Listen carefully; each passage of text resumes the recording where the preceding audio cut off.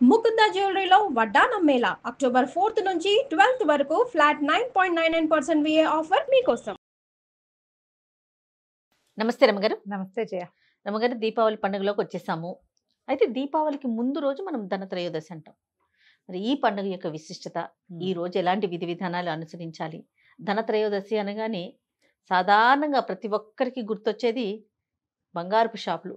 వెళ్ళిపోవాలి, గోల్డ్ కొనేసుకోవాలి, కొంటేనే మనకు లక్ష్మీదేవి వచ్చేస్తుంది అనేసి ఒక నానుడి. బంగారం కొనుక్కోవాల్సిందేనా రమగారు? అంటే వద్దంటే మీకు ఓకేనా? అస్సలు కాదు. బంగారు ప్రియులకి అస్సలు కానే కాదు. బంగారు ప్రియులని కాదు జయ, ఎవరికైనా ఒక సందర్భం ఒకటి కావాలి.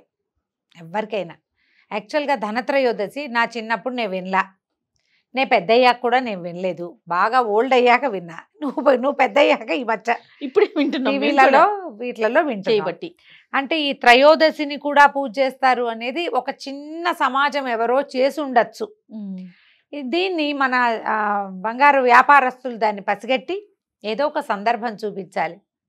ఈ సందర్భాన్ని చూపించారు. అక్షయ తృతీయ సందర్భాన్ని చూపించినట్లుగా ఈ సందర్భాన్ని ధనత్రయోదశి బంగారం కొనుక్కుంటే ఈ రోజున బంగారాన్ని ఇంటికి తెస్తే ఆ తర్వాత ఇబ్బడి ముబ్బడిగా బంగారం వస్తుంది. లక్ష్మీ కటాక్షం, లక్ష్మీదేవి కటాక్షం ఒట్టి బంగారం మీదే ఉందని వాళ్ళు మనని నమ్మించటంలో కృతకృత్యులయ్యారు వ్యాపారస్తులు. అది దానికి ప్రధాన కారణం వాళ్ళొక్కళ్లే కాదు, మనకే బంగారం ఏదైనా అట్లా వస్తుభ్రాంతి ఉండటం వల్ల జరిగింది ఇట్లా.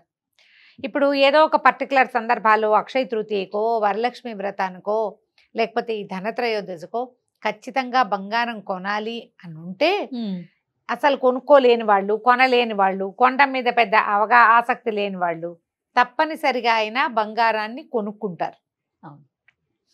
కంపల్షన్ చేస్తే వేరే కథగా ఉంటుంది.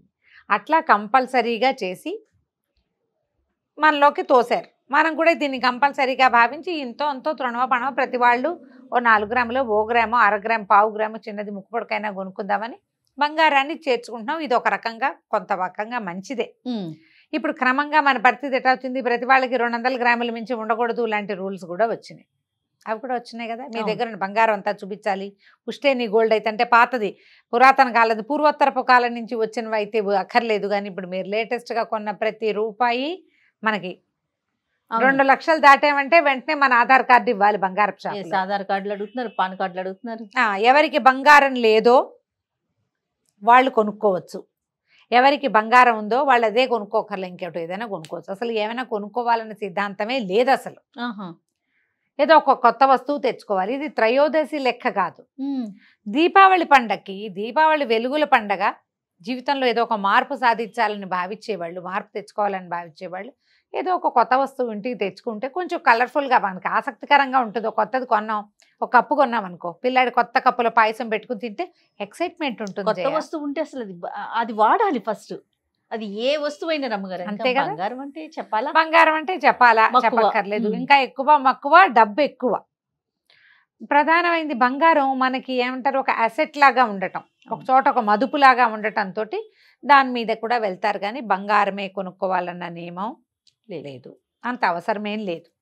కాకపోతే ఈ ధనత్రయోదశి నాడు ఏం చెయ్యాలి, మన వాళ్ళు నాకు తెలిసి తెలుగు వాళ్ళలో మనం ఏటా ఈ మాట చెప్తూనే ఉన్నాం. కానీ ధనత్రయోదశి నాడు మేము పూజ చేస్తున్నాము అని చెప్పే వాళ్ళ సంఖ్య చాలా చిన్నది. అవును, తక్కువ ఉంటుంది. నేను కూడా చేయ ధన్వంతరి పూజ, ఆ రోజు ధన్వంతరి జన్మించాడని చెప్తారు. ధన్వంతరి ఎప్పుడు జన్మించాడు, పాలకడల నుంచి లక్ష్మీదేవి పుట్టిన రోజే ధన్వంతరి కూడా జన్మించాడు. ఆయన ముందు ఈవిడ వెనకాల పుట్టల, ముందు లక్ష్మీదేవి, కల్పవృక్షం, కామధేనువు, చంద్రుడు, అప్సరసలు, నవరత్నాలు, మణులు, మాణిక్యాలు అవన్నిటితో పాటు ధన్వంతరి కూడా పుట్టాడు. ఈ ధన్వంతరి జయంతి అని ఈ రోజును చేసుకుంటాం. దీని తర్వాత అమ్మవారిని ఐశ్వర్యానికి అధినేత్రిగా భావించారు కాబట్టి ఆ తర్వాత మనం అమ్మవారి పూజ చేసుకుంటాం. అవునండి. మొదటి ఏ రోజైతే పాలకడల నుంచి చిలికితే అందరూ వచ్చారో మరి ఇప్పుడు చంద్రుడి జయంతి కూడా చేసుకోవాలి కదా లెక్క ప్రకారం. అంతేగా, అవునా? మనం చంద్ర జయంతి ఎందుకు చేయట్లేదు, అసలు పరిగణలో కూడా తీసుకోవటం. కానీ చంద్రుడు ధన్వంతరి ఓసారే పుట్టారు, ఒకళ్ళ వెనకాల ఒకళ్ళు వచ్చారు. వాళ్ళంతా ఓసారి వచ్చిన వాళ్ళే. కానీ మనం ధన్వంతరిని ఎందుకు చేస్తామంటే ఈయన ప్రత్యేకంగా మానవుల ఆరోగ్యానికి రక్షకుడుగా ఉన్నాడు. ఓకే. వైద్యం ఆయన యొక్క ప్రత్యేకత. అందుకని ధన్వంతరి జయంతి చేసుకోవాలంటారు. ఈ త్రయోదశి నాడు చాలా రకాల కథలు చెప్తారు. ధన్వంతరి జయంతి చేస్తారా, చేసుకుంటే చేసుకోండి. ధన్తేరాస్ నాడు చేసే పూజ సాయంకాలం. ఇప్పుడు మనం తిథుల గురించి మాట్లాడుతున్నాం కదా. ఇప్పుడు ఉదయకాల తిథులు ఉండటం కొన్నిటికి ముఖ్యం. త్రయోదశి ఉదయకాల తిథి ఏదైనా సరే మనకి తిథి ఎట్లా లెక్క పెడతాం, సూర్యోదయానికి ఏ తిథి ఉంటే ఆ తిథి ఉన్నట్టే చెప్పుకోవాలి ఆ రోజు. అవును. కొన్ని ప్రత్యేకతలు వేటికి ఉన్నాయి. పౌర్ణమి, అమావాస్య అవి రాత్రిపూట ఉండాలి. పౌర్ణమిలో కానీ అమావాస్యలో కానీ మనం చేసుకునే పండగలు ఉంటే అవి రాత్రిపూట ఉన్నప్పుడే ఆ పండగ చేసుకోవాలి. ఇట్లా చూడు, మన రోహిణి నక్షత్రం అది ఎప్పుడు ఉండాలి, రాత్రిపూట ఉండాలి. కృష్ణ జన్మాష్టమి చేసుకోవడానికి రోహిణి నక్షత్రము ఈ అష్టమి తిథి కలిసి ఉండాలి, అష్టమి రాత్రికి ఉండాలి. ఈ నియమాలు ఉన్నాయి. సాధారణంగా అయితే తిథులన్నీ మనకు ఉదయకాలం ఉండవలసిందే తిథి. అయితే ఈ త్రయోదశి వ్యవహారం ఏంటంటే మనకు నిజానికి ద్వాదశే ఉంది మధ్యాహ్నం దాకా. త్రయోదశి మధ్యాహ్నం నుంచి వచ్చింది. కానీ ఇప్పుడు మనం ఇప్పుడు చేసుకునేది ఏంటి, లక్ష్మీ సంబంధమైన పూజే. దీపావళి పండుగ రోజున అమావాస్య నాడు షాపుల్లో వ్యాపారస్తులు చేసుకున్నట్టుగానే మామూలు వాళ్ళందరూ కూడా లక్ష్మీ పూజ జరుపుకోవచ్చు. ఓకే. జరుపుకోవడానికి ఆవిడకి సాయంకాలపు పూజ ఇష్టం మొదటిది. అది ఎట్లా ప్రదోష వేళ చేస్తే ధన్వంతరి పూజ మరింత మంచిదని ఆ రోజును మనకు ఫిక్స్ చేశారు. ఓహో. పొద్దున మీరు ఆ రోజంతా బంగారం కొనుక్కుంటారో, వెండి కొనుక్కుంటారు, ఏమైనా స్టీల్ కొట్టుకెళ్ళి ఏదైనా తెచ్చుకుంటారో, ఉప్పు కూడా కొనుక్కోవచ్చుట. ఉప్పు లక్ష్మీ స్వరూపం కాబట్టి ఏదైనా కొత్త వస్తువు కొనుక్కుంటామంటే నిరభ్యంతరంగా 29వ తారీఖు పొద్దున్న నుంచి రాత్రి లోపల కొనుక్కోవచ్చు. మీరేం కొనుక్కుంటారండి? నేనేం ప్రత్యేకంగా కొనుక్కునే ఉద్దేశంలో లేని చేయ. ప్రతి సంవత్సరం కొంటారా, లేదా ఈ సంవత్సరం లేదా? ఏమీ లేదు. అట్లా ఎప్పుడో కుదిరింది అనుకో, అంతేగాని అది కొనటం కోసమే వెంపర్లాటగా ఏం చూడను. నేను చిన్న స్టీల్ గ్లాసు గిన్నె, నేతి గిన్నె కొనుక్కుంటాను. ఓహో. అంతే, ఏదో ఒకటి కొంటాం. ఆ రోజుకు ముందు రోజో వెనక రోజో వచ్చేసింది అనుకో. ఇప్పుడంతా ఆన్లైన్ కదా, 3 రోజుల ముందు వచ్చింది అనుకో, ఆ రోజున వాడడం మొదలు పెడతాను. ఆ రోజే కొనుక్కోవాలనే సిద్ధాంతం ఏముంది, వాడడం మొదలు పెట్టడం కదా. అదేలే కదా. లాస్ట్ ఇయర్ కాఫీ ఫిల్టర్ ఏదో తెప్పించా. నువ్వు అడిగావు అప్పుడు, నేనేం తెప్పించట్లేదన్నా. ఆ రోజు వచ్చింది ఒక రోజు ముందు. ఓకే. వస్తే ఆ ఫిల్టర్ పండగ త్రయోదశి నాడు స్టార్ట్ చేశా. కాఫీ ఫిల్టర్ చిన్నది తీసుకున్నాను. పెర్కలేటర్ పెద్దదైపోయి అంత కాఫీ తాగటం లేదని. అంతే, ఏదైనా ఒక చాలా చిన్న వస్తువు కొత్తది. దీపావళి పండగకి నార్త్ ఇండియా అంతా త్రయోదశి నాటికి దీపావళి పండగకి ఇళ్ళకి రంగులు వేసుకుంటారు జయ. దుప్పట్లు మార్చేస్తారు, సోఫాలు మార్చేస్తారు, బళ్ళు మారుస్తారు. ఇంట్లో కిచెన్ అంతా మార్చుకునే వాళ్ళు కూడా కనపడతారు. నార్త్ ఇండియా వాళ్ళంతా ఇప్పుడు చూడు, నువ్వు పెయింటింగ్స్ అడ్వర్టైజ్మెంట్ అవి చూస్తామా. అవును. దివాళీకి గిఫ్ట్లు ఇవ్వటం కూడా వాళ్ళ పద్ధతి. అందరికి గిఫ్ట్లు కొంటారు బాగా. ఓకే. దివాళీకి ఒకళ్ళ ఇంటికి భోజనానికి వెళ్ళి ఆ దివాళీ ఇవి 5-6 రోజులు చేసుకుంటారు సంబరాలు వాళ్ళు. వాళ్ళకి అదే మెయిన్ పండగ. మనకి సంక్రాంతి లాగా. మనకి సంక్రాంతి చూడు, మనం ఈ పండగ నెలపట్టు పట్టిన దగ్గర నుంచి ఏదో ఒక చిన్న పొన్న సరదాగా చేసుకుంటూనే ఉంటారు, చుట్టాలు వస్తూ ఉంటారు. అవును. వాళ్ళకి అది. ఈ పెయింటింగ్ పండగ అడ్వర్టైజ్మెంట్లలో చూడండి మీరు, దివాళీకి పెయింటింగ్ అని కనపడుతుంది. మనమేం అట్లా చెయ్యం. మనకి సంక్రాంతికి వేసే పద్ధతి ఉండేది మన ఊళ్ళల్లో. అవును. మనకి డబ్బులు వచ్చే రోజులు కాబట్టి. ఇప్పుడు ఏం పద్ధతో వాళ్ళు మాత్రం అదే చేస్తారు. ఇక వాళ్ళ సంగతి ఎట్లా ఉన్నా మనం ఏం చేసుకుంటామో ఈ సిద్ధాంతంగా చేసుకోవచ్చు. రమ్మగారు తలస్నానం చేయటం కానీ, తర్వాత ప్రత్యేకమైన పూజ అంటే ఎట్లాగో లక్ష్మీదేవి చేసుకుంటాం ఆ రోజు. అలాంటి నియమాలు. దీపం పెట్టుకోవచ్చు, సాయంకాలము పూజ చేసుకోవచ్చు. దీనికి నియమం తలంటి నియమంగా ఏం చెప్పరు జయ త్రయోదశికి. పూజే. పైగా ఏంటంటే మనకి త్రయోదశి అనేసరికల్లా మాస శివరాత్రి వస్తుంది. శివ పూజ చేసుకుంటారు.